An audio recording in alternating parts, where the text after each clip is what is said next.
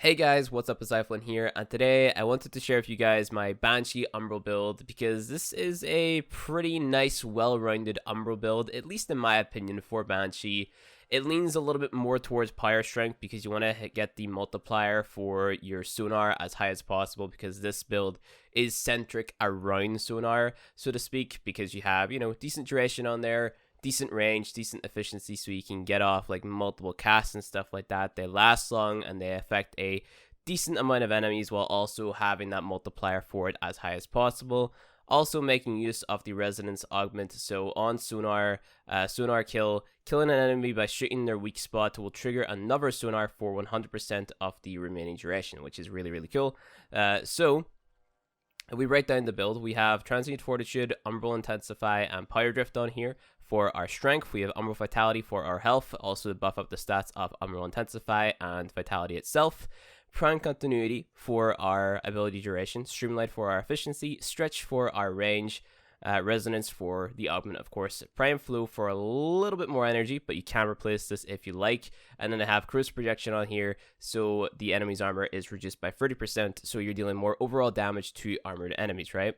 There are, like I said, a few things you can swap around in here. So you could swap off Stretch for Overextended, you could swap off Streamline for Overextended, you could swap off Streamline for Constitution, but you might need to use a little bit more forma or change up a few other mods if you want to change up some of the mods that I show in this build, because of course, like, you're kind of locked into the build because of the other polarities and other mods that you use. So for example, Prime Continuity and Transient Fortitude are two big culprits because they take up a lot of base capacity, right? So you need to format and change up a few mods, maybe even removing your Exilus mods if you wanted to use something a little bit higher in cost, such as Constitution, for example. So that is entirely down to you, the player, to make that decision on whether or not you want more duration or if you want more strength. Like I said, it's really down to you, but I valued having as much strength on there as possible and then kind of like rounding out the rest of my stats just to have it nice and balanced, right? So if we go ahead and take a look at the actual stats of sonar, because that's the one that we're focusing on, we have a 50.7 meter radius, we have a duration of 38 seconds, and a critical multiplier of 11.25 times. So I think that's pretty good.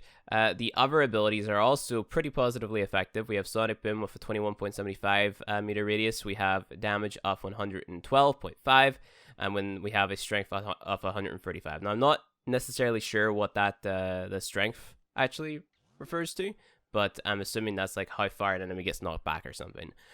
Silence, so the radius is 29 meters, duration is 38.25, which is nice. Then we have Soundquake, which is 29 meters, damage per second is 450, but the energy drain per second is 6.59. So it's pretty high, it takes a lot, but it's still good if you're in like a little bit of a panicky scenario, right? So because the main focus is on your what's it called? It is on your sonar ability. What you want to be doing with sonar is you want to be casting it, and then you want to let it kind of like expand across. So what you're going to see is it'll start to expand across, wait for that duration to run out, and then cast it again. So just cast it and then count to yourself. So we'll go cast 1, 2, 3, 4. So count to 4, and then that's whenever your resonance will run out, and then that's whenever all the enemies will be hit with their resonance target or their resonance mark, and then that's whenever you're going to deal the amplified damage to them whenever you hit them in a weak spot. So what you're necessarily aiming to do, or what you're pretty much aiming to do, is get that resonance spot on their head, and in that way you're going to deal a lot of damage. Now, if you end up killing them by shooting the resonance spot, it'll do a little pulse, and it's going to recast that resonance or that sonar spot onto the enemy. So I keep on jumping between calling them resonance and sonar. On these little sonar spots, it's going to pulse again and then spread to other enemies. Now, of course, it's a little bit harder because like I'm demonstrating this on very high level enemies, but if you one-shot them with, let's say a Dread or something, or a Lanka or whatever, then that's going to spread to the enemies. But basically, whenever you shoot these spots, I think you just got the little pulse there. It was like a pew pew noise that happened. It's going to spread to the other enemies, and then, there you go again. It just keeps on stacking that sonar spot on the other enemies that are, in the radius of it, right? So it's really, really good.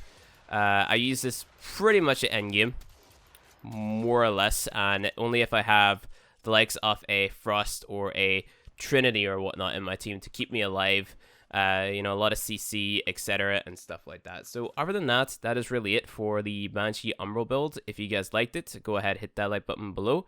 If you want to see more Warframe content from me, hit subscribe, and I'll see you guys in the next one.